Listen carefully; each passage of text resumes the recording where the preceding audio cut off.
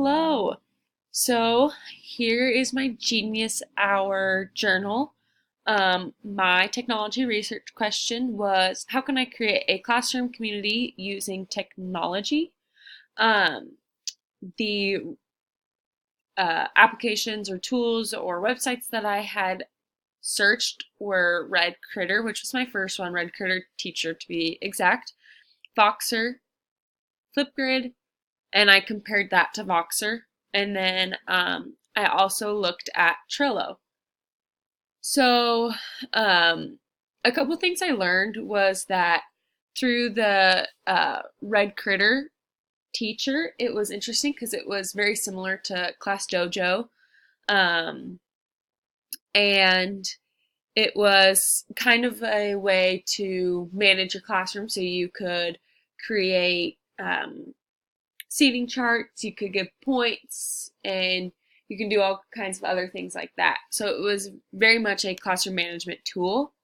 Um, but I also thought that it could relate to classroom community because you were um, giving out points and badges for students for doing certain things.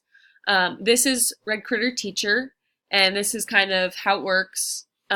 But there's the seating chart right here that talks about you can see that you can build the seating chart how you want. You can set timers. There's other tools. You can showcase it. Sorry, showcase it up to some type of smart board, projector, whatever you kind of want to do with it. And then there's also a way that you can interact with parents. So this would be a good way if you wanted to include parents into the classroom community. And so there's Red Critter Family that's also available for parents to use at home if they would like to. But they're notified when their child does certain things. And that's Red Critter. My next one was Voxer, and it's a walkie-talkie app. Um, and I thought it was interesting because when I was in middle school, I used Voxer, which is kind of weird, but I didn't use it in the classroom. It was more of like a social media type thing. Um, so it could be interesting to use it in a classroom with older kids because they may abuse it, but using it with students would be really, or young students would be really beneficial because they can't quite type yet. And so just allowing them to speak through the walkie-talkie might be really beneficial for them.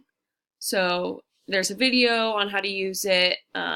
It kind of gives you a rundown of what it is so you can hear messages as people speak or you can listen later. Instant voice communication, but you can also do text, photos, videos, locations, etc. And it works on any network on an iPhone, Android, and the web. My next one was Flipgrid, and we all have used Flipgrid before, so we kind of know what it's like.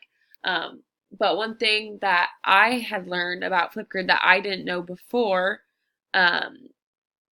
was that it could be really beneficial for ESOL activities because it involves oral language and it helps students communicate effectively. And if you allow a time limit, it makes them get their point across so they can't get off on tangents. And I think this could also be really helpful in elementary schools because then they kind of like to look at their faces. And then my last one was Trello. And I really like Trello because I thought it could be used for multiple different things. It was kind of similar to, um, it was kind of similar to Red Critter Teacher, where you can manage your classroom and you can do other things. But I think it's a good organizational tool for teachers as well as helping with classroom management. This kind of shows you that you have like a board and it has a checklist for you. Right here, it also shows checklists. And then here's a little thing that shows you how it's done. So you can create a board. So their board was business launch, and these are their to-do, doing, done cards. And then these are all the different things that they have to do what they are doing currently and what they have done.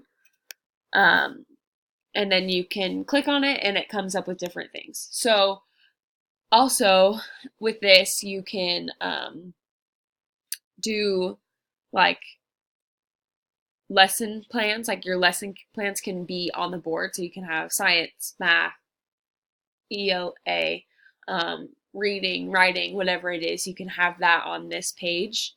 And you can click on it and there's your lesson plan. So I thought that was pretty cool. And yeah, that's kind of what I learned from this. So yeah.